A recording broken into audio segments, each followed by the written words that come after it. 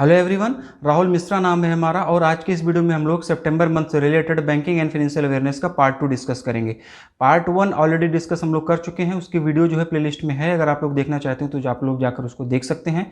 सितंबर month से हम लोग क्या कर रहे हैं कि वीकली इन सारी चीज़ों को डिस्कस कर ले रहे हैं, क्योंकि हमारे एग्जाम भी लगे हुए हैं IBPS के, RRBs वगैरह के, ठीक है ना।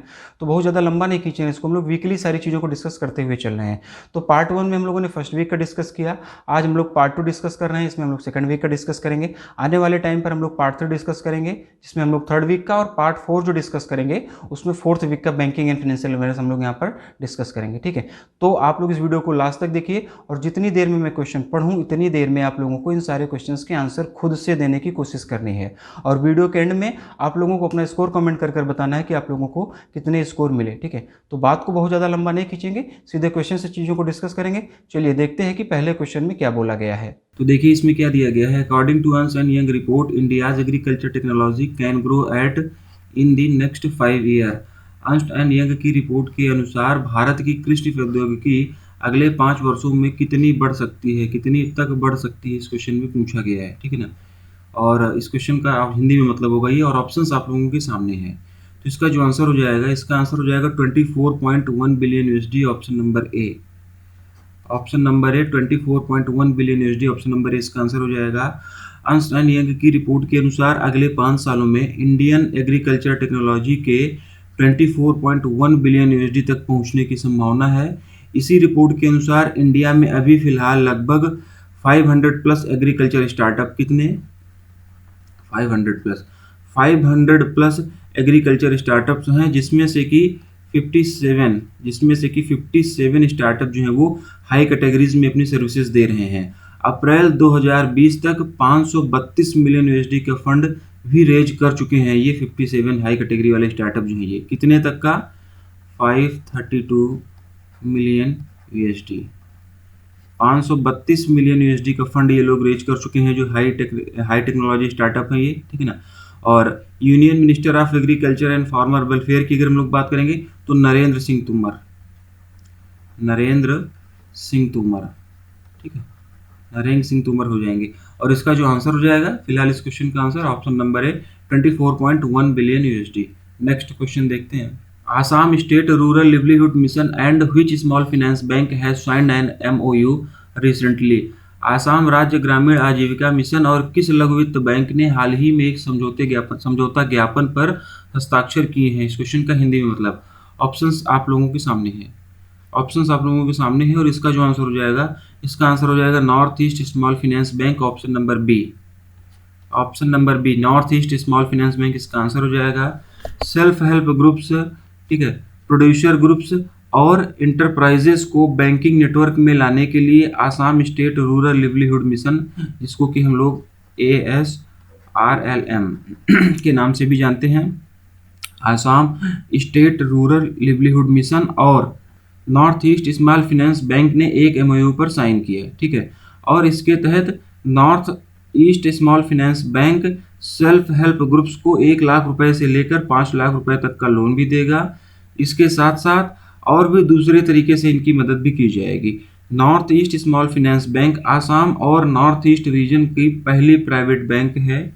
ये जो north east small finance bank है, ये आसाम और नॉर्थ ईस्ट रीजन की पहली प्राइवेट बैंक है, ये भी आप लोगों को याद होना चाहिए। और अगर हम लोग बात करें north east small finance bank की, तो इसका हेडक्वार्टर कहाँ पर है, तो इसका हेडक्वार्टर जो है वो गुवाहाटी आसाम में हो जाएगा।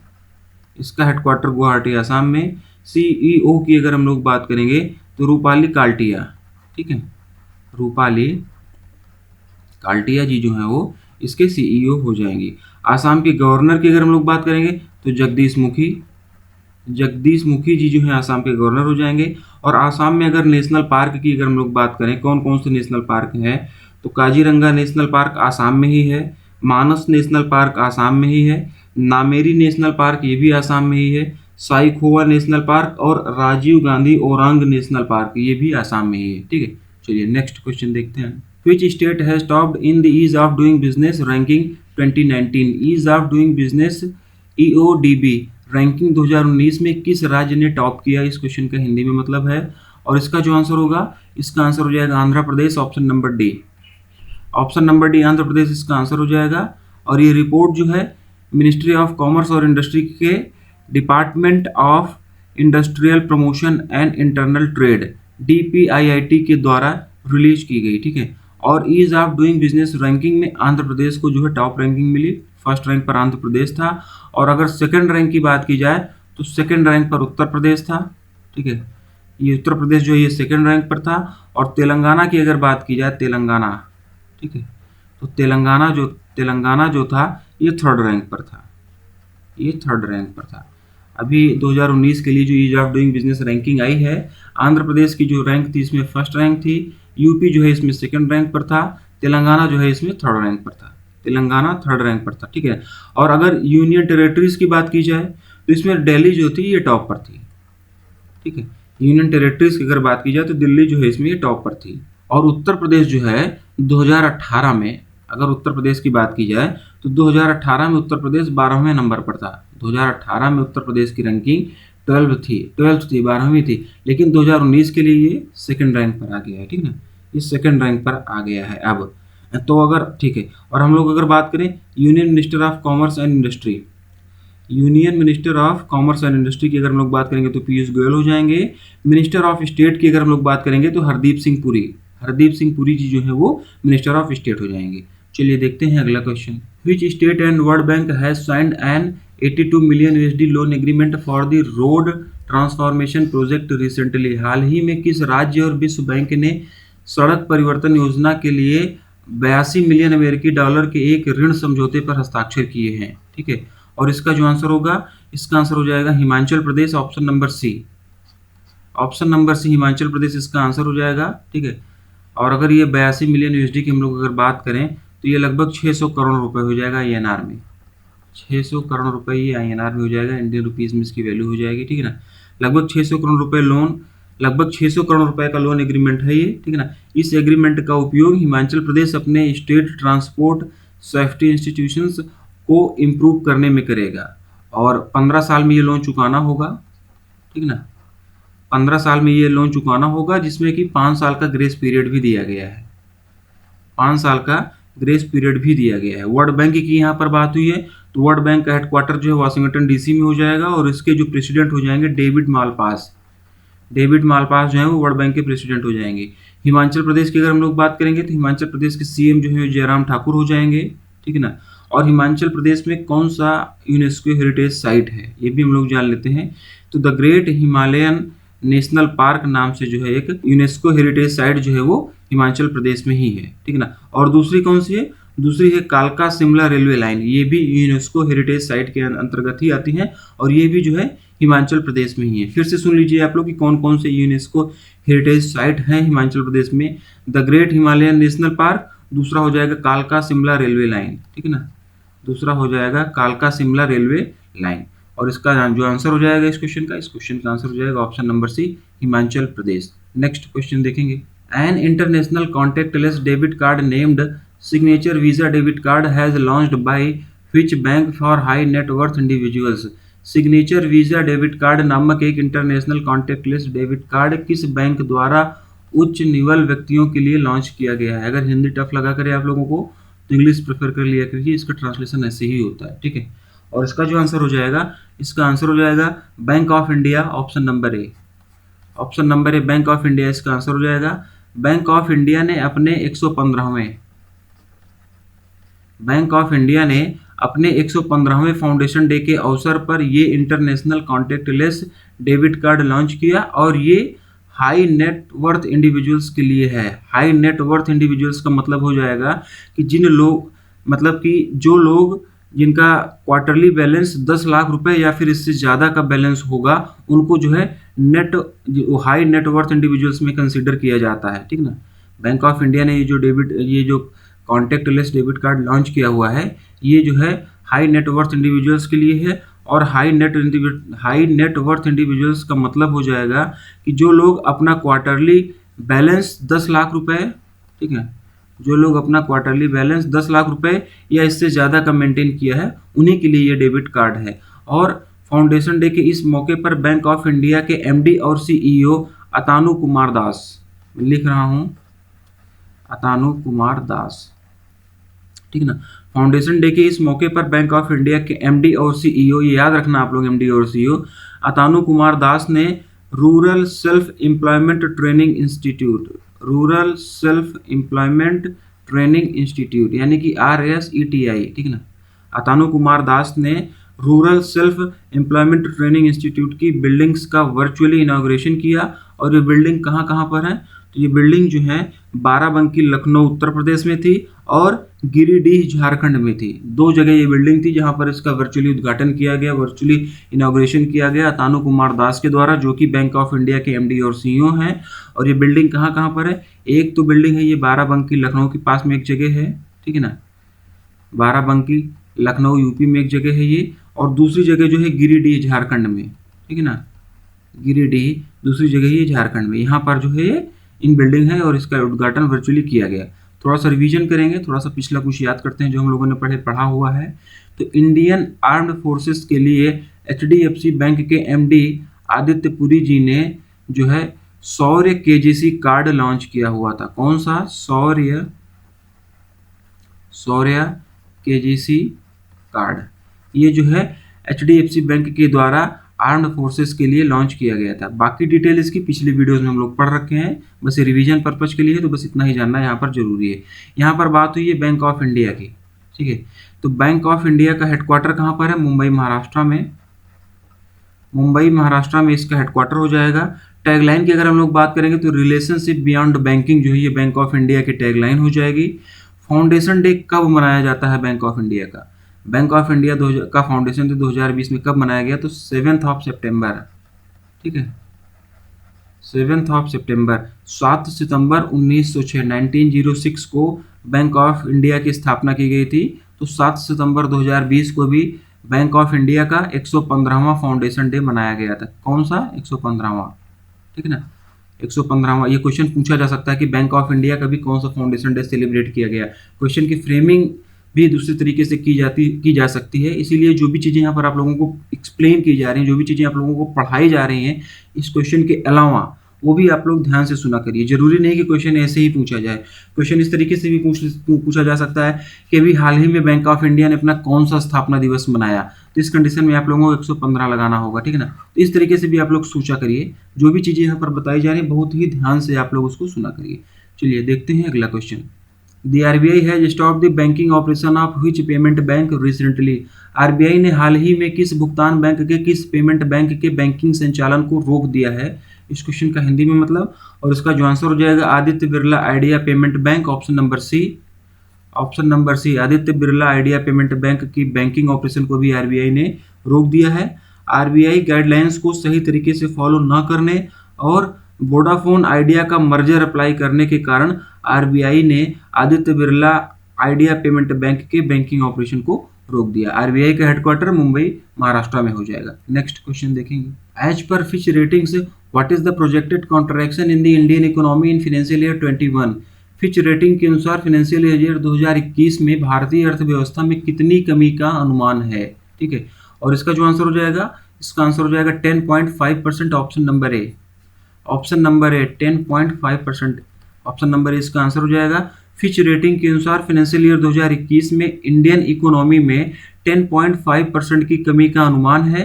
पहले यह अनुमान जो था, पहले यह अनुमान 5% का था, केवल 5% का था, लेकिन बाद में इसे बढ़ाकर 10.5% कर दिया गया, ठीक है ना।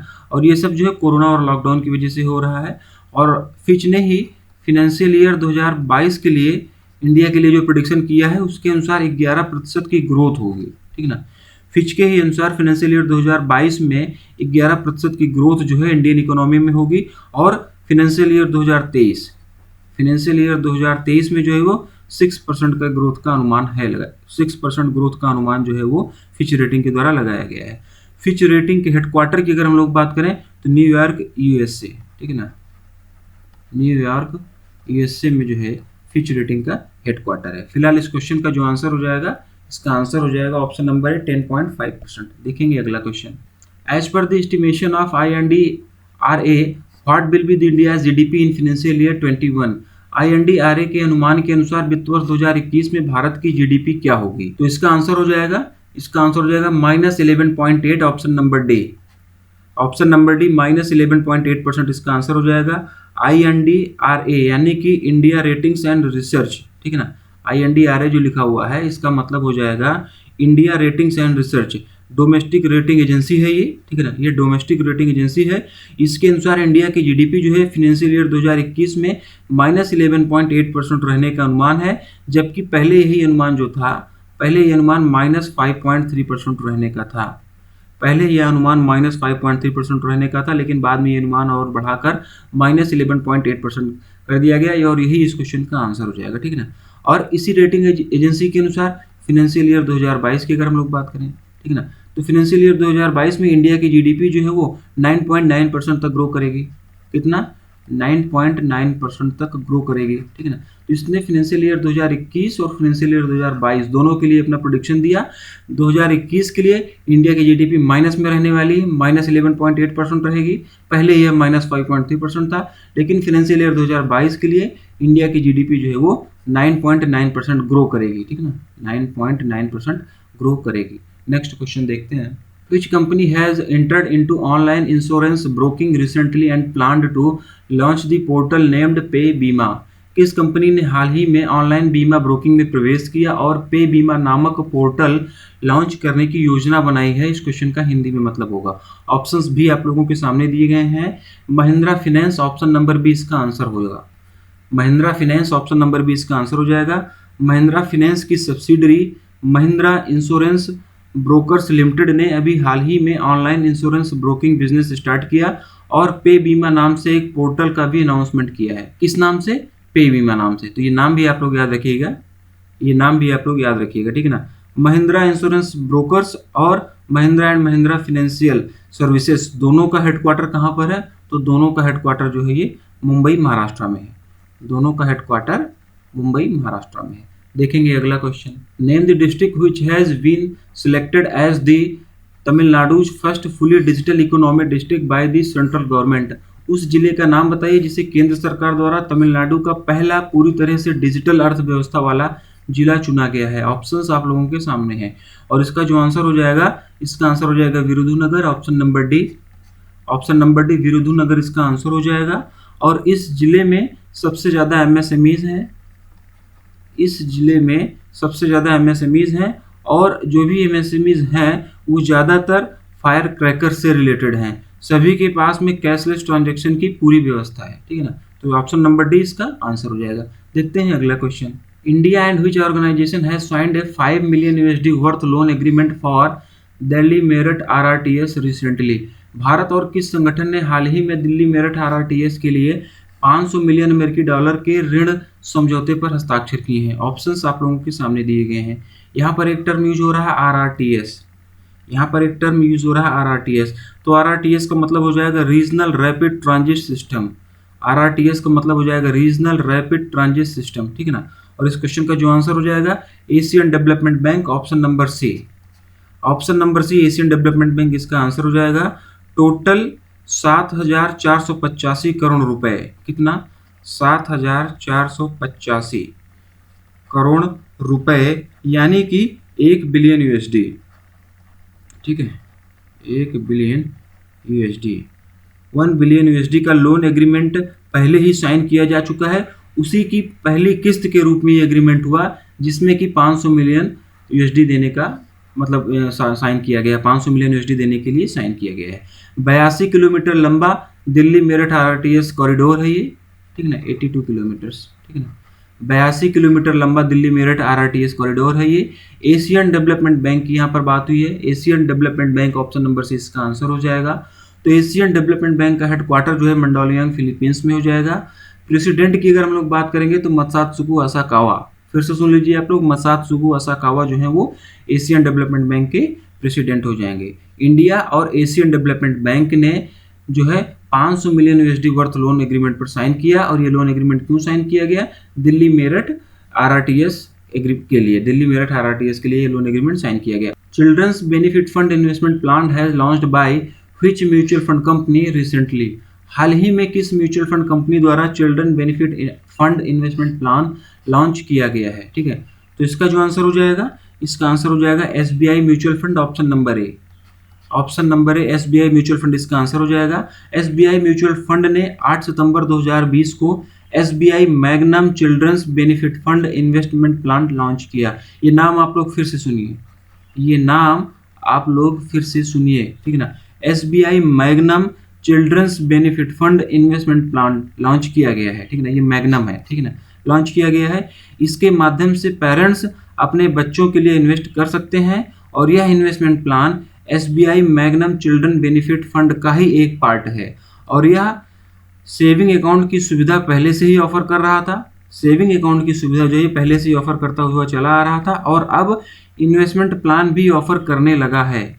8 सितंबर से 22 सितंबर तक यह ओपन रहेगा और इसी के बीच में जो है सब्सक्रिप्शन लेना होगा। जो अगर सब्सक्रिप्शन कोई लेना चाहता है इस इन्वेस्टमेंट प्लान का तो 8 सितंबर से 22 सितंबर के बीच में ले सकता है। अब कुछ रिवीजन करेंगे, पिछला जो कुछ हम लोगों ने पढ़ा है थोड़ा सा इससे मिलता जुलता रिवाइज कर लेते हैं। एक्सिस बैंक ने इंडियन यूथ्स के लिए लिबर्टी सेविंग अकाउंट लॉन्च किया। दूसरा क्या है, सगुन गिफ्ट एंड इंश्योरेंस नाम से एक insurance policy SBI general insurance के द्वारा लॉन्च की गई और बाकी इसकी डिटेल जो है बाकी एक्सिस बैंक के द्वारा जो ये लिबर्टी सेविंग अकाउंट लॉन्च किया गया और सगुन गिफ्ट एंड इंश्योरेंस पॉलिसी जो है ये लॉन्च की गई, इसके बारे में जो बाकी डिटेल्स हैं वो अपने पिछले वीडियोस में बहुत अच्छे से हम लोगों ने पढ़ा है। तो आप लोग बाकी डिटेल के लिए पिछले वीडियोस को रेफर कर लीजिएगा, अगर देखना चाहते हैं तो जाकर देख लीजिएगा। रिवीजन है तो रिवीजन बस थोड़ा बहुत हम लोग चीज़ों को रिवाइज करते हुए चलेंगे। फिलहाल इसका जो आंसर हो जाएगा SBI mutual fund, option number इसका आंसर हो जाएगा। और अगर हम लोग एसबीआई म्यूचुअल फंड के हेडक्वार्टर की बात करेंगे तो मुंबई महाराष्ट्र में इसका हेडक्वार्टर हो जाएगा, ठीक है ना। मुंबई महाराष्ट्र में इसका हेडक्वार्टर हो जाएगा। इसके एमडी एसबीआई म्यूचुअल फंड के एमडी और सीईओ की अगर हम लोग बात करेंगे तो विनय एम तोनसे जो है वो इसके एमडी और सीईओ हो जाएंगे। चलिए अगला क्वेश्चन देखते हैं। As per New York based financial publication global finance which bank has been recognised as the best bank in the world. न्यूयॉर्क स्थित वित्तीय प्रकाशन ग्लोबल फाइनेंस के अनुसार किस बैंक को दुनिया के सर्वश्रेष्ठ बैंक के रूप में मान्यता दी गई है। इस क्वेश्चन का हिंदी में मतलब ऑप्शंस आप लोगों के सामने है। डीबीएस बैंक ऑप्शन नंबर 20 का आंसर होगा। डीबीएस बैंक ऑप्शन नंबर 20 का आंसर होगा और लगातार तीसरी बार डीबीएस बैंक को विश्व के सर्वश्रेष्ठ बैंक के रूप में मान्यता दी गई है। लगातार तीसरी बार इसे वर्ल्ड्स बेस्ट ग्लोबल बैंक का अवार्ड दिया गया है। डीबीएस बैंक की अगर हम लोग हेडक्वार्टर की बात करेंगे तो सिंगापुर में इसका जो है हेडक्वार्टर है, सिंगापुर में इसका हेडक्वार्टर है। चलिए अगला क्वेश्चन देखते हैं। Which bank has modernized its payment switching system using ACI's retail payments solution. किस बैंक ने एसीआई के खुदरा भुगतान समाधान का उपयोग करके अपने भुगतान स्विचिंग सिस्टम का आधुनिकीकरण किया है। Which bank has modernized its payment switching system using ACI's retail payment solution, ठीक है ना। ऑप्शंस आप लोगों के सामने है तो इसका जो आंसर हो जाएगा, इसका आंसर हो जाएगा state bank of India, option number A. Option number A state bank of India इसका आंसर हो जाएगा। और एसीआई क्या है, एसीआई के बारे में भी थोड़ा सा जान लेते हैं। तो एसीआई जो है एक कंपनी है जो कि डिजिटल पेमेंट सॉफ्टवेयर और सॉल्यूशन प्रोवाइड करती है। तो अब एसबीआई इसी के रिटेल पेमेंट सिस्टम को यूज करके अपने पेमेंट इंफ्रास्ट्रक्चर को मॉडर्नाइज्ड कर रही है। फिर चाहे वो एटीएम हो या फिर पीओएस हो जाए, ये सभी चीज़ें और ज़्यादा बेहतर बनाई जा रही हैं। Mobile banking, net banking, debit card, UPI payment, ये सभी कुछ और ज़्यादा मॉडर्न बनाया जा रहा है। एसबीआई के हेडक्वार्टर की अगर हम लोग बात करेंगे तो मुंबई महाराष्ट्र में एसबीआई का हेडक्वार्टर हो जाएगा, ठीक है। और चेयरमैन की अगर हम लोग बात करेंगे तो रजनीश कुमार जी जो है एसबीआई के चेयरमैन हो जाएंगे। एसीआई वर्ल्ड वाइड का हेडक्वार्टर अगर हम लोग जानना चाहें, एसीआई की यहाँ पर बात हुई, बताया ना कि एक कंपनी है जो डिजिटल पेमेंट सोल्यूशन प्रोवाइड करती है और सॉफ्टवेयर प्रोवाइड करती है। तो इसका हेडक्वार्टर अगर हम लोग जानना चाहेंगे इसका हेडक्वार्टर कहाँ पर है तो फ्लोरिडा यूएसए है, ठीक है। फ्लोरिडा यूएसए में जो है इसका हेडक्वार्टर हो जाएगा। नेक्स्ट क्वेश्चन देखेंगे। As per the estimation of Goldman सैक्स what is the GDP contraction of India in financial year 21। Goldman Sachs के आकलन के अनुसार वित्त वर्ष 21 में भारत की जीडीपी में कितनी कमी आएगी, कितनी कमी होगी। इस क्वेश्चन का हिंदी में मतलब और इसका जो आंसर हो जाएगा 14.8%, option number A. Option number A 14.8% इसका आंसर हो जाएगा। पहले इंडिया की जीडीपी जो है ना, पहले इंडिया की जीडीपी में 11.8% की कमी का अनुमान था, ठीक है ना।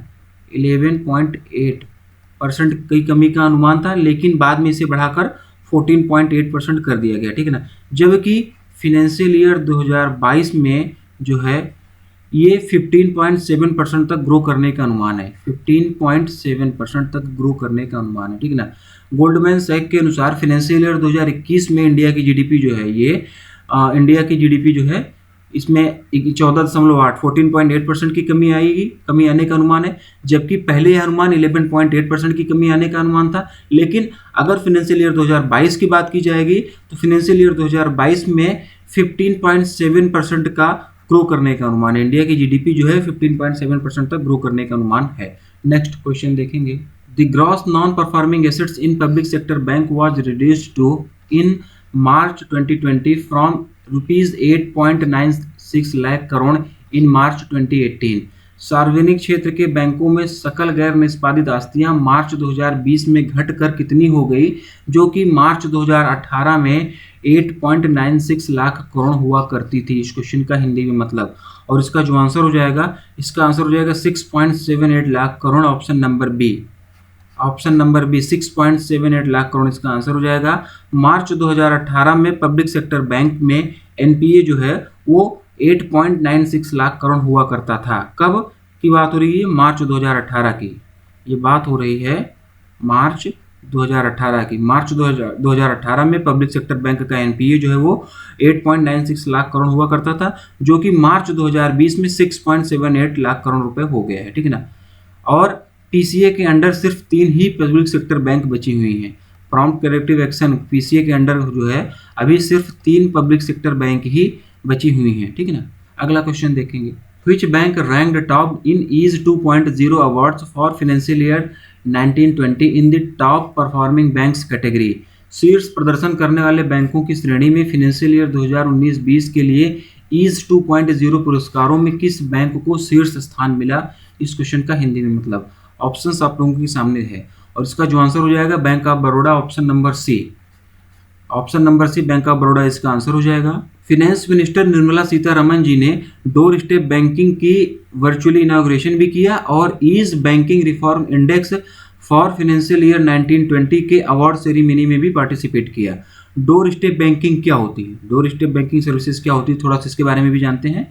तो ये एक सर्विस है, ठीक है, ये एक सर्विस है, ये ईज रिफॉर्म का ही एक पार्ट है, ठीक है ना, जिसमें पीएसबीज के द्वारा कस्टमर्स को कन्वीनियंट बैंकिंग सर्विसेज उनके घर पर प्रदान की जा सके, ठीक है।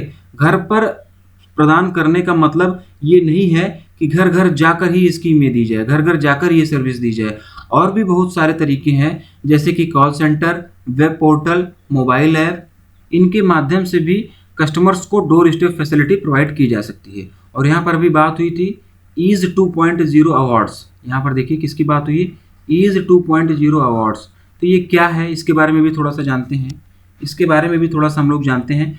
तो public sector bank reforms agenda के तहत गवर्नमेंट ऑफ इंडिया और पब्लिक सेक्टर बैंक्स के द्वारा 2018 में इस अवार्ड की स्थापना की गई थी। कब? 2018 में, ठीक है ना। 2018 में इस अवार्ड की स्थापना की गई थी। तब इसका नाम जो है तब इसका नाम ईज 1.0 दिया गया था, और अब 2019 में जो है इसका नाम ईज 2.0 कर दिया गया है, ठीक है। इसके तहत हेल्दी कंपटीशन और लर्निंग को पब्लिक सेक्टर बैंक्स में प्रमोट करने के लिए ईज रिफॉर्म इंडेक्स लॉन्च किया जाता है, और ये इंडेक्स जो होता है इंडियन बैंकिंग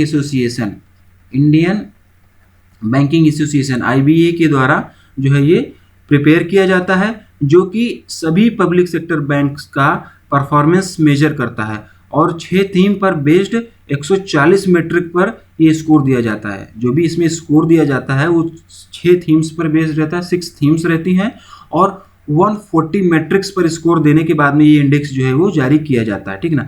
अब अगर हम लोग 2019-20 के लिए जो अवार्ड दिए गए हैं इसको थोड़ा सा जानते हैं, हम लोग इसको थोड़ा सा जानते हैं कि 2019-20 फाइनेंशियल ईयर के लिए जो ईज अवार्ड दिए गए हैं ये क्या है, ठीक है ना।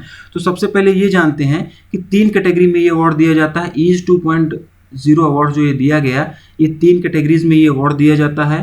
कौन कौन सी कैटेगरी है, कौन कौन सी कैटेगरी, तो थोड़ा सा कैटेगरी के बारे में भी हम लोग जान लेते हैं। तो पहली कैटेगरी है वाइज विनर, पहली कैटेगरी है जो वाइज विनर के नाम से वो है। दूसरी कैटेगरी की अगर हम लोग बात करेंगे तो दूसरी कैटेगरी है टॉप परफॉर्मर, ठीक है, टॉप परफॉर्मर मैं लिखते हुए चल रहा हूँ साथ साथ में। और तीसरी कैटेगरी जो है, तीसरी कैटेगरी है टॉप परफॉर्मिंग बैंक्स, तीसरी कैटेगरी है टॉप परफॉर्मिंग बैंक्स, ठीक है। इन्हीं 3 कैटेगरीज में ये अवार्ड दिए जाते हैं। ईज 2.0 अवार्ड्स जो दिया गया ये 3 कैटेगरीज में दिया जाता है। पहली है वाइज कैटेगरी, दूसरी है टॉप परफॉर्मर्स और तीसरी है टॉप परफॉर्मिंग बैंक्स, ठीक ना। इन्हीं 3 कैटेगरीज में ये अवार्ड दिए जाते हैं। और अब वाइज विनर कैटेगरी के अंदर भी 6 थीम है। जो ये वाइज विनर कैटेगरी है इसके अंदर भी टोटल 6 थीम है, यानी कि इसके अंदर टोटल 6 अवार्ड दिए जाते हैं। अब कौन कौन से 6 थीम है, कौन कौन से वो अवार्ड हैं, इसके बारे में हम लोग जानते हैं। अभी हम लोग बात करेंगे वाइज विनर की। इसके अंदर 6 थीम है। 6 थीम के अंदर हम लोग बात करते हैं कि किसको किसको कौन कौन से अवार्ड मिली। तो पहली थीम क्या है वाइज विनर के अंतर्गत? पहली थीम है कस्टमर रिस्पॉन्सिव अवार्ड। पहली थीम है कस्टमर रिस्पॉन्सिव अवार्ड, ठीक है। तो इसमें जो है कस्टमर रिस्पॉन्सिव अवार्ड में जो है फर्स्ट रैंक किसकी आई थी? एसबीआई की। ये आप लोग लिखते चलिएगा, थोड़ा सा लंबा हो रहा है ये, तो ये आप लोग लिख लीजिएगा, किसी न किसी तरीके से याद होना चाहिए आप लोगों को। क्वेश्चन यहाँ से बन सकता है, ठीक है ना। थोड़ा लेंदी एक्सप्लेनेशन होगा, सारी चीज़ें यहाँ पर आप लोगों को बताई जाएंगी, तो इसलिए स्टार्टिंग में मैं बता दे रहा हूँ कि अगर आप लोग लिखना चाहें तो इसको लिख लीजिएगा, ठीक है। क्वेश्चन यहाँ से बन सकता है। तो वाइज विनर में पहली कैटेगरी हो जाएगी कस्टमर रिस्पॉन्सिव अवार्ड। इसमें एसबीआई की पहली रैंक आई, एसबीआई को फर्स्ट रैंक मिला। सेकंड रैंक पर ओबीसी था। थर्ड रैंक पर अगर हम लोग बात करें तो बैंक ऑफ बड़ौदा, ठीक है ना। ज़्यादातर फर्स्ट रैंक ही पूछा जाता है, लेकिन मैं 3 रैंक तक आप लोगों को बता दे रहा हूँ। दूसरी थीम की अगर हम लोग बात करें वाइज विनर के अंतर्गत, दूसरी थीम क्या थी? तो दूसरी थीम थी रिस्पॉन्सिबल बैंकिंग अवार्ड। दूसरी थीम थी responsible banking award.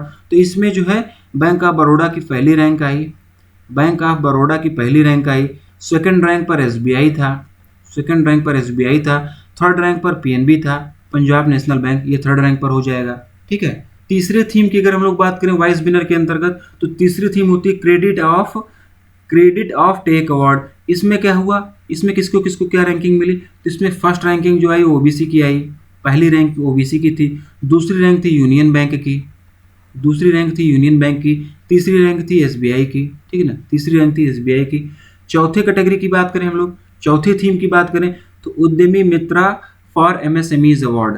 Wise winner के अंतर्गत चौथे थीम की अगर हम लोग बात करें तो चौथी थीम जो है वो है उद्यमी मित्रा फॉर एमएसएमईज अवार्ड। तो उद्यमी मित्रा एमएसएमईज अवार्ड में पहली रैंक किसकी आई? उद्यमी मित्रा फॉर एमएसएमईज अवार्ड में पहली रैंक आई ओबीसी की, ओरिएंटल बैंक ऑफ कॉमर्स की।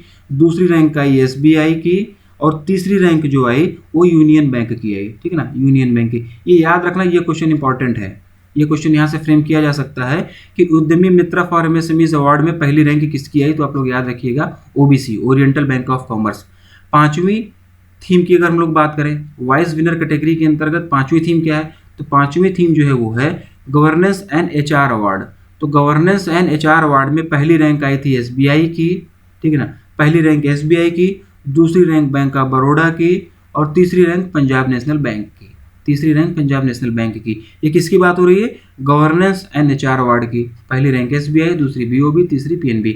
छठी और लास्ट थीम की अगर हम लोग बात करें वाइज विनर कैटेगरी के अंतर्गत, तो ये है deepening financial inclusion and digitalisation award. तो इसमें पहली रैंक किसकी आई? तो इसमें पहली रैंक जो आई थी वो आई बैंक ऑफ बड़ौदा की, बैंक ऑफ बड़ौदा की। सेकंड रैंक आई कैनरा बैंक की, ठीक है ना, सेकंड रैंक कैनरा बैंक की। और थर्ड रैंक की अगर हम लोग बात करेंगे तो PNB, Punjab National bank.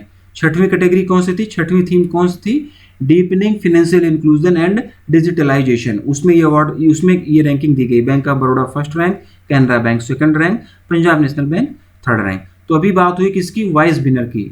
Wise winner category के अंतर्गत 6 थीम आती थी। 6 थीम में फर्स्ट सेकंड थर्ड किसकी किसकी क्या रैंक थी आप लोगों को प्रॉपर बताया गया और बोला गया था कि आप लोग लिखना चाहें तो इसको लिख लीजिए, ठीक है ना। ज़्यादातर फर्स्ट रैंकिंग ही पूछी जाती है, लेकिन 3 रैंकिंग तक आप लोगों को बता दिया गया, आप लोग अपने दिमाग में रखिएगा, ठीक है। अब हम लोग बात करेंगे, ठीक है ना, अब हम लोग बात करेंगे दूसरी कैटेगरी। दूसरी कैटेगरी क्या है? Top performer. दूसरी कैटेगरी थी हमारी टॉप परफॉर्मर, ठीक है ना। तो इसमें जो है रिफॉर्म एक्सीलेंस, इसके अंतर्गत जो है टॉप परफॉर्मर जो है इसके अंतर्गत रिफॉर्म एक्सीलेंस अवार्ड के नाम से अवार्ड दिया जाता है। पहली रैंक किसकी आई? टॉप परफॉर्मर की अगर हम लोग बात करें तो इसमें पहली रैंक किसकी आई? तो इसमें पहली रैंक जो आई वो आई बैंक ऑफ महाराष्ट्र की। इसमें पहली rank I bank of Maharashtra की। दूसरी रैंक हो जाएगी सेंट्रल बैंक ऑफ इंडिया की, सीबीआई। और तीसरी रैंक जो हो जाएगी कॉरपोरेशन बैंक, ठीक है ना, तीसरी रैंक हो जाएगी कॉरपोरेशन बैंक। टॉप परफॉर्मिंग में जो है पहली रैंक जो है बैंक ऑफ महाराष्ट्र, दूसरी rank central bank of India और तीसरी रैंक जो है वो कॉर्पोरेशन बैंक की हो जाएगी। ठीक है, और तीसरी कैटेगरी क्या थी? तीसरी कैटेगरी थी टॉप परफॉर्मिंग बैंक्स। तीसरी कैटेगरी थी टॉप परफॉर्मिंग बैंक्स। तो इसमें किसकी किसकी क्या क्या रैंकिंग आई? तो टॉप परफॉर्मिंग बैंक्स में बैंक ऑफ बड़ौदा की पहली रैंकिंग थी, सेकंड रैंक पर था एसबीआई, ठीक है ना, और थर्ड रैंक पर था OBC, oriental bank of commerce, third rank पर था ओबीसी, ठीक है ना। टॉप परफॉर्मिंग बैंक्स में बैंक ऑफ बड़ौदा की फर्स्ट रैंक आई, और यही इस क्वेश्चन में पूछा गया था कि टॉप परफॉर्मिंग बैंक की कैटेगरी में कौन सी बैंक जो है टॉप पर थी। तो जो बैंक ऑफ बड़ौदा है यही इस क्वेश्चन का आंसर हो जाएगा, यही इस क्वेश्चन का आंसर हो जाएगा। ठीक, तो इस क्वेश्चन से रिलेटेड जितने भी मैक्सिमम पॉसिबल क्वेश्चन बन सकते थे सभी आप लोगों को बता दिया गया कि 3 कैटेगरी में अवार्ड दिया जाता है, क्यों दिया जाता है, किसके द्वारा ये प्रिपेयर किया जाता है, कितने कितने पैरामीटर पर ये जो है स्कोर दिया जाता है, ये सारी चीज़ें आप लोगों को बता दी गई। Wise winner category, top performer category, top performing bank, इन तीनों कैटेगरी के बारे में प्रॉपर डिटेल में बताया गया। वाइस विनर कैटेगरी में जो है टोटल 6 थीम पर अवार्ड दिए जाते हैं, सबकी रैंकिंग फर्स्ट सेकंड थर्ड सब कुछ आप लोगों को बताया गया। ठीक है, तो उम्मीद कर रहा हूँ कि चीज़ें आप लोगों को समझ में आएंगी, और ये बढ़िया क्वेश्चन है, यहाँ से एक क्वेश्चन आप लोगों को देखने को मिल सकता है। ठीक है ना, तो ध्यान से आप लोग इसको लिख लीजिएगा, याद बात कर लीजिएगा। चलिए अगला क्वेश्चन देखते हैं। Which company launches central bank digital currencies testing platform? किस कंपनी ने सेंट्रल बैंक डिजिटल करेंसीज सीबीडीसीज का टेस्टिंग प्लेटफॉर्म लॉन्च किया है? ऑप्शंस आप लोगों के सामने है, और option number B Mastercard इसका आंसर होगा। Option number B Mastercard इसका आंसर हो जाएगा। मास्टर कार्ड ने नेशनल डिजिटल करेंसीज का आकलन करने के लिए केंद्रीय बैंकों के लिए virtual testing environment central bank digital currencies launch किया है, और इसके लिए मास्टर कार्ड ने सभी central banks, commercial banks, technology and advisory firms को किसी भी देश में सीबीडीसीज की उपयुक्तता, सीबीडीसीज यानी कि सेंट्रल बैंक डिजिटल करेंसीज की उपयुक्तता का मूल्यांकन करने के लिए इनवाइट भी किया है। कुछ देशों की अपनी डिजिटल करेंसी है भी, जैसे कि उरुग्वे की अगर हम लोग बात करें तो उरुग्वे की डिजिटल करेंसी का क्या नाम है? ई पेसो, ठीक ना, ये उरुग्वे की डिजिटल करेंसी हो जाएगी। स्वीडन की अगर हम लोग बात करें तो स्वीडन की डिजिटल करेंसी का क्या नाम है? तो ई क्रोना, ठीक ना, ई क्रोना जो है ये स्वीडन की डिजिटल करेंसी है। चाइना की अगर हम लोग बात करें तो चाइना की डिजिटल करेंसी का क्या नाम है? ई आरएमबी, ठीक है ना, ये चाइना की डिजिटल करेंसी हो जाएगी। ठीक है ना, इंडिया की डिजिटल करेंसी अभी रिसर्च स्टेज में है। इंडिया की डिजिटल करेंसी अभी मतलब इसकी खोज नहीं हुई, रिसर्च की जा रही है अभी इस पर कि इंडिया की डिजिटल करेंसी क्या हो, कैसे उसके क्या पैरामीटर्स हों। ठीक है ना, और मास्टर कार्ड की अगर हम लोग बात करें तो मास्टर कार्ड का हेडक्वार्टर कहाँ पर है? तो मास्टर कार्ड का जो हेडक्वार्टर है वो न्यूयॉर्क यूएसए में हो जाएगा। न्यूयॉर्क यूएसए में मास्टर कार्ड का हेडक्वार्टर हो जाएगा। सीईओ की अगर हम लोग बात करेंगे मास्टर कार्ड के तो अजय बंगा, ठीक है, अजय बंगा जी जो है वो मास्टर कार्ड के सीईओ हो जाएंगे। चलिए अगला क्वेश्चन देखते हैं। Which insurance company has partnered with NSDL payment bank to offer insurance products? किस बीमा कंपनी ने बीमा उत्पादों की पेशकश करने के लिए एनएसडीएल पेमेंट्स बैंक के साथ में भागीदारी की है? इस क्वेश्चन का हिंदी में मतलब, और इसका जो आंसर हो जाएगा, इसका आंसर हो जाएगा ICICI prudential life insurance company, option number D. Option number D ICICI prudential life insurance company इसका आंसर हो जाएगा। ICICI prudential life insurance company का हेडक्वार्टर कहाँ पर हो जाएगा? तो इसका हेडक्वार्टर मुंबई महाराष्ट्र में होगा। मुंबई महाराष्ट्र में इसका हेडक्वार्टर हो जाएगा। इसके एमडी और सीईओ की अगर हम लोग बात करेंगे आईसीआईसीआई प्रूडेंशियल के तो एनएस कन्नन, ठीक ना, एनएस कन्नन जी जो है वो इसके एमडी और सीईओ हो जाएंगे। एनएसडीएल पेमेंट बैंक की अगर हम लोग बात करें तो एनएसडीएल पेमेंट बैंक का हेडक्वार्टर कहाँ पर हो जाएगा? तो इसका हेडक्वार्टर भी मुंबई में ही होगा।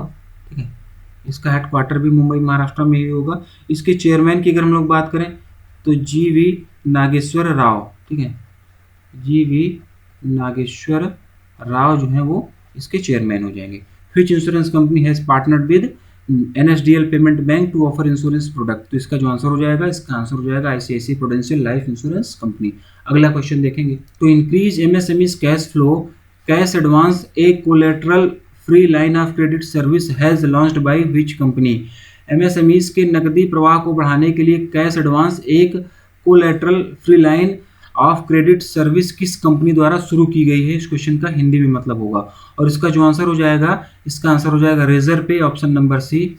Option number C Razorpay इसका आंसर हो जाएगा। और इसके द्वारा एमएसएमईज जो है रेजर पे डैशबोर्ड के माध्यम से 50,000 रुपये से लेकर 10 लाख रुपए तक की क्रेडिट लिमिट का वर्किंग कैपिटल बारो कर सकते हैं। लिमिट में लिख दे रहा हूँ एक बार फिर से, ठीक है, 50,000 रुपये से लेकर 10 लाख रुपए, ठीक ना। 10 लाख रुपए तक की क्रेडिट लिमिट का वर्किंग कैपिटल बोरो कर सकते हैं। रिजर्व पे की हेडक्वार्टर की अगर हम लोग बात करें तो इसका हेडक्वार्टर जो है बेंगलुरु कर्नाटका में है, ठीक है। बेंगलुरु कर्नाटका में जो है इसका हेडक्वार्टर है। अगला क्वेश्चन देखेंगे। Asian development bank signed a loan agreement worth ₹466 crore with the NG group for the developing Raghanesda solar project in which state. किस राज्य में रागनेसड़ा सोलर प्रोजेक्ट विकसित करने के लिए एशियन डेवलपमेंट बैंक ने एनजी ग्रुप के साथ 466 करोड़ रुपए के ऋण समझौते पर हस्ताक्षर किए हैं। इस क्वेश्चन का हिंदी में मतलब, और इसका जो आंसर हो जाएगा Gujarat, option number A. Option number A Gujarat इसका आंसर हो जाएगा। ये लोन अमाउंट आप लोग याद रखिएगा, 466 करोड़ रुपए, ठीक ना, ये आप लोग याद रखिएगा। और एशियन डेवलपमेंट बैंक के अगर हेडक्वार्टर की अगर हम लोग बात करें तो मंडालुयांग फिलीपींस इसका हेडक्वार्टर हो जाएगा यहाँ पर। प्रेसिडेंट की अगर हम लोग बात करेंगे तो मसात्सुको असाकावा जो है इसकी प्रेसिडेंट हो जाएंगे। नेक्स्ट क्वेश्चन देखेंगे। A loan product for organic cotton growers named Saphal will be launched by which bank. कार्बनिक कपास उत्पादकों के लिए एक ऋण उत्पाद जिसे सफल नाम दिया गया है किस बैंक के द्वारा लॉन्च किया जाएगा, ठीक है ना। इस क्वेश्चन का हिंदी में मतलब, और इसका जो आंसर है इसका आंसर हो जाएगा state bank of India, option number A. Option number A state bank of India इसका आंसर हो जाएगा। यहाँ पर यूज हुआ है टर्म एक सफल, ठीक है ना। तो इस सफल का क्या मतलब हो जाएगा, तो सफल का मतलब हो जाएगा safe and fast agriculture loan, ठीक है ना। सेफ एंड फास्ट एग्रीकल्चर, ठीक है ना, एग्रीकल्चर लोन। तो सफल का मतलब हो जाएगा safe and fast agriculture loan, ठीक है। इसका जो आंसर हो जाएगा स्टेट बैंक ऑफ इंडिया। और स्टेट बैंक ऑफ इंडिया की अगर हम लोग हेडक्वार्टर की बात करें तो मुंबई महाराष्ट्र में इसका हेडक्वार्टर होगा। चेयरमैन रजनीश कुमार हो जाएंगे। Tag line the nation banks on us. अगला क्वेश्चन देखेंगे। A comprehensive banking program for startups named I startup 2.0 has started by which bank. I startup 2.0 नाम से स्टार्टअप के लिए एक व्यापक बैंकिंग कार्यक्रम किस बैंक द्वारा शुरू किया गया है। इस क्वेश्चन का हिंदी में मतलब, और इसका जो आंसर हो जाएगा ICICI bank, option number C. Option number C ICICI bank इसका आंसर हो जाएगा। मोबाइल और इंटरनेट बैंकिंग प्लेटफॉर्म का यूज करके आई स्टार्टअप 2.0 सभी बिजनेसेस के ट्रेड एंड बैंकिंग रिक्वायरमेंट्स को एक ही प्लेटफॉर्म पर ले आता है। Regulatory assistance, analytics, staffing, acquisitions, ये सभी सुविधाएं इसके माध्यम से प्रोवाइड की जाएंगी। साथ में instant payment of GST, collection, payment, bank reconciliation, ये सभी सुविधाएं भी जो है इसमें दी जाएंगी। फिलहाल इसका जो आंसर हो जाएगा, इसका आंसर हो जाएगा आईसीआईसीआई बैंक। आई स्टार्टअप 2.0 जो है ये जो है आईसीआईसीआई बैंक के द्वारा लॉन्च किया गया, ठीक है। चलिए अगला क्वेश्चन देखते हैं। As per the estimation of CRISIL, what is the expected contraction in real GDP growth of India in financial year 21? CRISIL के आंकलन के अनुसार वित्त वर्ष 2021 में भारत की वास्तविक जीडीपी वृद्धि में कितनी कमी अनुमानित है, कितनी कमी का अनुमान है। ऑप्शंस आप लोगों के सामने दिए गए हैं, और इसका जो आंसर हो जाएगा -9%, option number B. Option number B -9% इसका आंसर हो जाएगा। क्रिसिल के हालिया रिपोर्ट के अनुसार इंडिया की रियल जीडीपी में फिनेंशियल ईयर 2021 में 9% की कमी का अनुमान है। पहले यह अनुमान जो है -5% का था। पहले यह अनुमान 5% की कमी का हुआ करता था, लेकिन अभी हालिया जो रिसेंट रिलीज की गई रिपोर्ट इसके अनुसार 9% की कमी का अनुमान है, ठीक है। क्रिसिल जो है इंडिया की पहली क्रेडिट रेटिंग एजेंसी थी। इसके हेडक्वार्टर की अगर हम लोग बात करें क्रिसिल के, तो क्रिसिल का हेडक्वार्टर जो है ये मुंबई महाराष्ट्र में है, ठीक है। क्रिसिल का हेडक्वार्टर जो है ये मुंबई महाराष्ट्र में है। इसके एमडी और सीईओ की अगर हम लोग बात करें तो आशु सुयश जो है वो इसके एमडी और सीईओ हो जाएंगे। अगला क्वेश्चन देखेंगे। Who is the head of the expert committee found by the ministry of finance to access the impact of the waiver of interest on moratorium loans. Moratorium loans पर ब्याज की माफी के प्रभावों का आकलन करने के लिए वित्त मंत्रालय द्वारा गठित विशेषज्ञ समिति के प्रमुख कौन है। इस क्वेश्चन का हिंदी में मतलब, और इसका जो आंसर हो जाएगा राजीव महर्षि, option number A. Rajiv Maharshi option number A इसका आंसर हो जाएगा। मिनिस्ट्री ऑफ फाइनेंस ने 3 लोगों का एक पैनल बनाया है जिसके हेड राजीव महर्षि जी हैं, ठीक है ना। और ये कमेटी कोविड-19 के दौरान दिए गए मॉरेटोरियम लोन्स पर इंटरेस्ट में छूट देने के प्रभावों का अध्ययन करने के लिए बनाई गई है, ठीक है। 3 लोगों की ये कमेटी है, राजीव महर्षि इसके हेड हैं। बाकी 2 लोग कौन कौन से हैं तो भी हम लोग थोड़ा सा जान लेते हैं। तो बाकी 2 लोगों में से एक लोग हैं जो बी साई राम हैं, और दूसरे लोग जो हैं वो रविंद्र एच ढोलकिया जी, ये दोनों लोग और हैं। तो टोटल 3 लोगों की कमेटी है। तो अब इसके पीछे का बैकग्राउंड भी थोड़ा सा हम लोग जान लेते हैं कि ये कमेटी बनाने की ज़रूरत क्यों पड़ी, ठीक है ना। तो इसके पीछे का थोड़ा सा बैकग्राउंड हम लोग जानते हैं।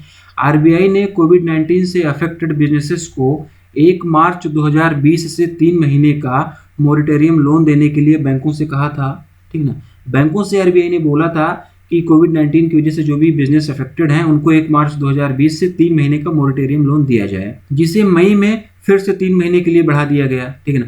पहले मार्च में दिया गया 3 महीने के लिए, तो मई तक चला, इसको फिर मई में फिर से 3 महीने के लिए बढ़ा दिया गया। तो मई में जब 3 महीने के लिए बढ़ा दिया गया तो 31 अगस्त 2020 तक के लिए ये मोरेटोरियम लोन दिया गया। और अब सुप्रीम कोर्ट ने सेंट्रल गवर्नमेंट, आरबीआई और बैंकों को 2 हफ्ते का टाइम दिया है और बोला है कि पिछले 6 महीनों के दौरान दिए गए लोन्स के ब्याज माफ़ी पर, जो पिछले 6 महीने में लोन दिए गए हैं उस पर जो ब्याज माफ़ करना है, इंटरेस्ट को जो वेवर देना है, इंटरेस्ट वेवर जो देना है, उसके बारे में उनके क्या व्यूज़ हैं, इनके क्या विचार हैं, क्या लोन ब्याज माफ़ी की जानी चाहिए या नहीं की जानी चाहिए, नहीं की जानी चाहिए तो क्यों नहीं की जानी चाहिए, की जानी चाहिए तो इससे कोई नुकसान नहीं होगा। इसके लिए जो है सुप्रीम कोर्ट ने इन तीनों लोगों को बोला है। और साथ ही साथ में यह भी बोला है कि इन लोन्स को जो है अभी एनपीए डिक्लेयर ना किया जाए, एनपीए डिक्लेयर ना किया जाए, ये जो भी लोन है इनको एनपीए डिक्लेयर ना किया जाए। तो इन्हीं सब बातों पर विचार करने के लिए फिनेंस मिनिस्ट्री द्वारा ये कमेटी बनाई गई है। फिनेंस मिनिस्टर कौन है? निर्मला सीतारमण जी फिनेंस मिनिस्टर हैं। मिनिस्टर ऑफ स्टेट की अगर हम लोग बात करेंगे तो अनुराग ठाकुर जी हो जाएंगे, ठीक है ना। अगला क्वेश्चन देखेंगे, Suguna foods and which bank has signed $50 million deal to sustain rural livelihoods in India during the pandemic. महामारी के दौरान भारत में ग्रामीण आजीविका को बनाए रखने के लिए सुगना फूड्स और किस बैंक ने 15 मिलियन अमेरिकी डॉलर का सौदा किया है? इस क्वेश्चन का हिंदी में मतलब, और इसका जो आंसर हो जाएगा, इसका आंसर हो जाएगा Asian development bank, option number C. Option number C Asian development bank इसका आंसर हो जाएगा। नेक्स्ट क्वेश्चन देखेंगे, which organisation has revamped the multi cap mutual funds category recently. हाल ही में किस संगठन ने मल्टी कैप म्यूचुअल फंड श्रेणी में सुधार किया है? ऑप्शंस आप लोगों के सामने है। तो इसका जो आंसर हो जाएगा, इसका आंसर हो जाएगा SEBI, option number A. Option number A SEBI इसका आंसर हो जाएगा, securities and exchange board of India. SEBI ने हाल ही में अभी मल्टी कैप म्यूचुअल फंड्स का मॉडिफाइड पोर्टफोलियो स्ट्रक्चर इंट्रोड्यूस किया है, जिसमें बताया गया है कि एएमसीज यानी कि एसेट मैनेजमेंट कंपनीज को अब कम से कम उनके पोर्टफोलियो का 25% इन्वेस्ट करना होगा, ठीक है ना। उनके पोर्टफोलियो का 25% इन्वेस्टमेंट करना होगा। लार्ज कैप, मिड कैप और स्मॉल कैप फंड्स की डेफिनेशंस को भी परिभाषित किया गया है सेबी के द्वारा, लेकिन अभी बहुत डिटेल में नहीं जानेंगे इसके बारे में कि क्या होता है लार्ज कैप, मिड कैप और स्मॉल कैप। इसके बारे में बहुत ज़्यादा डिटेल में जाने की जरूरत नहीं और ये पूछा भी नहीं जाएगा इतना, ठीक है ना। तो जो इसका आंसर हो जाएगा, इसका आंसर हो जाएगा ऑप्शन नंबर है सेबी। सेबी के हेडक्वार्टर की अगर हम लोग बात करेंगे तो मुंबई महाराष्ट्र में इसका हेडक्वार्टर हो जाएगा। और अजय त्यागी, ठीक है, अजय त्यागी जी जो है इसके चेयरमैन हो जाएंगे। अगला क्वेश्चन देखेंगे, as per RBI new guidelines for banks to appoint chief compliance officer COO, what is the maximum tenure of the chief compliance officers. बैंकों द्वारा मुख्य अनुपालन अधिकारी CEO नियुक्त करने के लिए आरबीआई के नए दिशा निर्देशों के अनुसार मुख्य अनुपालन अधिकारियों का अधिकतम कार्यकाल क्या होना चाहिए, ठीक है ना। मैक्सिमम टेन्योर क्या होना चाहिए, इस क्वेश्चन का हिंदी में मतलब ऑप्शंस आप लोगों के सामने है, ठीक है। तो इसका जो आंसर हो जाएगा, इसका आंसर हो जाएगा 3 years, option number A. Option number A 3 years इसका आंसर हो जाएगा। आरबीआई की नई गाइडलाइंस के अनुसार COO यानी कि चीफ कंप्लायंस ऑफिसर्स का मैक्सिमम टेन्योर जो है वो 3 साल का ही हो सकता है और उनकी आयु जो है, उनकी एज जो है वो 55 साल से ज़्यादा की नहीं होनी चाहिए। 3 साल का तो उनका कार्यकाल होगा, लेकिन जो उनकी एज है वो 55 ईयर्स से ज़्यादा की नहीं होनी चाहिए। 55 साल से ज़्यादा की उम्र उनकी नहीं होनी चाहिए, ठीक है ना। COO के ऊपर कोई विजिलेंस केस या फिर एडवर्स ऑब्जर्वेशन आरबीआई के द्वारा नहीं होनी चाहिए। COO जो होंगे ये डायरेक्टली बैंक बोर्ड को या फिर MD या CEO को रिपोर्ट करेंगे। फिलहाल इसका जो आंसर हो जाएगा इस क्वेश्चन का, ऑप्शन नंबर ए, इनका मैक्सिमम टेन्योर जो है 3 साल तक का हो सकता है। नेक्स्ट क्वेश्चन देखेंगे, as per the estimation of CARE Ratings what will be the GDP of India in financial year 21। CARE Rating के अनुमान के अनुसार वित्त वर्ष 2021 में भारत की GDP क्या होगी, इस क्वेश्चन का हिंदी में मतलब, और इसका जो आंसर हो जाएगा -8% से लेकर -8.2%, option number A. Option number A इसका आंसर हो जाएगा, -8% से लेकर -8.2%। केयर रेटिंग्स द्वारा अभी latest revised GDP forecast financial year 2021 के लिए रिलीज किया गया, जिसके अनुसार इंडिया की GDP में -8% से लेकर -8.2% तक की कमी का अनुमान है। और पहले यह अनुमान जो था, इस रिवाइज्ड प्रिडिक्शन से पहले यह अनुमान -6.4% का हुआ करता था। अगर फाइनेंशियल ईयर 2021 के लिए जीवीए की अगर बात की जाए, ठीक है ना, तो जीवीए की अगर बात की जाए तो यह कितना रहने वाला है, ये -7.7% रहने का अनुमान है। केयर रेटिंग के हेडक्वार्टर की अगर हम लोग बात करेंगे तो केयर रेटिंग का हेडक्वार्टर जो है ये मुंबई महाराष्ट्र में है, ठीक है, मुंबई महाराष्ट्र में इसका हेडक्वार्टर है। इसके एमडी और सीईओ की अगर हम लोग बात करेंगे तो अजय महाजन, केयर रेटिंग के एमडी और सीईओ अजय महाजन जी हो जाएंगे, ठीक है। अगला क्वेश्चन देखेंगे, as per Moody's prediction what is the contraction in Indian economic growth in financial year 21। Moody's की भविष्यवाणी के अनुसार वित्त वर्ष 2021 में भारत के आर्थिक विकास में कितनी कमी का अनुमान है। इस क्वेश्चन का हिंदी में मतलब है, और इसका जो आंसर हो जाएगा 11.5%, option number C. Option number C 11.5% इसका आंसर हो जाएगा। मूडीज ने फाइनेंशियल ईयर 2021 के लिए इंडिया के इकोनॉमिक ग्रोथ में 11.5% की कमी का अनुमान लगाया है। पहले यह कमी जो है वो 4% का रहने का अनुमान था, ठीक है ना। पहले यह कमी जो थी 4% रहने का अनुमान था। और मूडीज के ही अनुसार फाइनेंशियल ईयर 2022 में इंडियन इकोनॉमी जो है वो 10.6% ग्रो करेगी। फाइनेंशियल ईयर 2022 में इंडियन इकोनॉमी 10.6% ग्रो करने का अनुमान है मूडीज के ही अनुसार, ठीक है ना।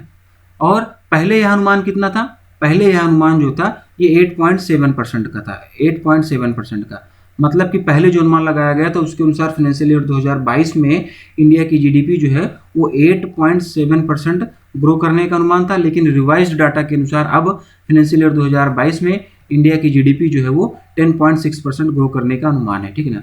और इंडिया का ग्रोथ प्रेडिक्शन जो है थोड़ा सा हम लोग और जानते हैं कि जो और दूसरी रेटिंग एजेंसीज हैं उन्होंने फाइनेंशियल ईयर 2021 के लिए इंडिया का जो है ग्रोथ प्रेडिक्शन कितना रखा हुआ, उनके अनुसार से इंडिया की ग्रोथ प्रेडिक्शन कितनी है।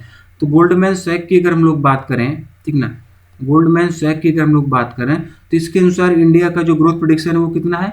फाइनेंशियल ईयर 2021 की बात हो रही है, आप लोग ध्यान रखिएगा, फाइनेंशियल ईयर 2021 की बात हो रही है, तो उसके अनुसार -14.8% हो जाएगा, ठीक है ना। नोमुरा की अगर हम लोग बात करें, ठीक है, नोमुरा के अनुसार, तो नोमुरा के अनुसार ये जो कितना हो जाएगा, ये -10.8% रहने का अनुमान है, ठीक है ना। सब कुछ फाइनेंशियल ईयर 2021 की बात चल रही है यहाँ पर, ठीक है ना। -10.8% का रहने का अनुमान है। फिच की अगर हम लोग बात कर लें तो फिच के अनुसार कितना हो जाएगा, तो फिच के अनुसार -10.5%, ठीक है ना।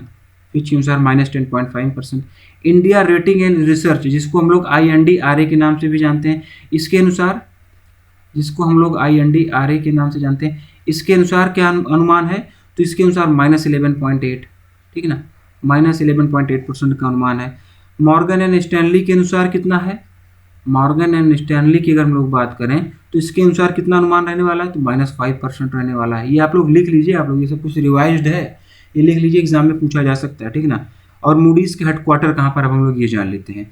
तो मूडीज़ के हेडक्वार्टर की अगर हम लोग बात करेंगे तो मूडीज़ के हेडक्वार्टर जो है ये न्यूयॉर्क USA में है, ठीक है, न्यूयॉर्क USA में जो है इसका हेडक्वार्टर हो जाएगा, ठीक। अगला और लास्ट क्वेश्चन देखेंगे हम लोग आज की इस क्लास का। Liberty General Insurance has collaborated with which company to offer the Liberty Secure Travel Insurance policy. Liberty General Insurance ने किस कंपनी के साथ में मिलकर लिबर्टी सिक्योर ट्रैवल बीमा पॉलिसी की पेशकश की है। इस क्वेश्चन का हिंदी में मतलब ऑप्शंस भी आप लोगों के सामने है। SpiceJet option number C इसका आंसर हो जाएगा, option number C SpiceJet इसका आंसर हो जाएगा। लिबर्टी सिक्योर ट्रैवल नाम से इंश्योरेंस पॉलिसी लॉन्च करने के लिए लिबर्टी जनरल इंश्योरेंस ने स्पाइस जेट के साथ में कोलैबोरेशन किया, ठीक है ना। ये आप लोग याद रखिएगा कि किसके साथ में कोलैबोरेशन किया, स्पाइस जेट के साथ में कोलैबोरेशन किया। अब पॉलिसी डिटेल्स के बारे में बहुत ज़्यादा नहीं जानेंगे हम लोग कि इस पॉलिसी जो आएगी उसमें क्या प्रीमियम वगैरह रहेगा, क्या क्या उसके बेनिफिट्स हैं, इतना जानने की जरूरत नहीं और इतना एग्जाम में पूछा भी नहीं जाएगा। पॉलिसी डिटेल नहीं पूछी जाएगी, जो पूछा जाएगा बस इतना ही पूछा जाएगा कि किसके साथ में पार्टनरशिप की, या फिर ये पूछ लिया जाएगा कि लिबर्टी सिक्योर ट्रैवल स्कीम जो है किसके द्वारा लॉन्च की गई, बस ये इतना कुछ पूछा जाएगा, ठीक है।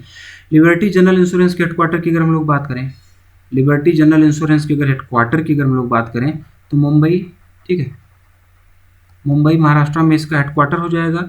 CEO और होल टाइम डायरेक्टर की अगर हम लोग बात करें तो रूपम अस्थाना, ठीक है, रूपम अस्थाना, रूपम अस्थाना जी जो हो जाएंगे उसके इसके जो है CEO हो जाएंगे, CEO और whole time director. SpiceJet की अगर हम लोग बात करें, स्पाइस जेट की, तो स्पाइस जेट का हेडक्वार्टर जो है गुड़गांव में है, ठीक है ना, गुड़गांव में इसका हेडक्वार्टर है। इसके अगर जो है एमडी की बात की जाए स्पाइस जेट की, तो अजय सिंह जी जो हैं वो इसके एमडी हो जाएंगे, ठीक। तो आज की वीडियो में बस इतना ही। आज हम लोगों ने सेकंड वीक का banking and financial awareness discuss किया सितंबर मंथ का। जैसा कि मैंने वीडियो की स्टार्टिंग में आप लोगों से बोला था कि आप लोगों को सारे क्वेश्चन के आंसर देने हैं, ठीक है, और लास्ट में आप लोगों को अपना स्कोर कमेंट कर बताना है। तो अभी आप लोग अपना स्कोर कमेंट कर बताओ कि कितने क्वेश्चन आप लोगों के सही हुए, ठीक है ना। सितंबर मंथ से हम लोग वीकली ये सारी चीज़ें डिस्कस कर रहे हैं। पार्ट 1 इसका जो है सितंबर मंथ का बैंकिंग एंड फाइनेंशियल अवेयरनेस का, वो ऑलरेडी डिस्कस किया जा चुका है, उसका वीडियो जो है प्लेलिस्ट में है। आज हम लोग पार्ट 2 डिस्कस कर रहे हैं। अगले हफ्ते में हम लोग पार्ट 3, फिर उसके नेक्स्ट वीक में पार्ट 4, चारों पार्ट हम लोग वीकली इस हिसाब से डिस्कस करते रहेंगे। तो आज के लिए बस इतना ही। Thank you.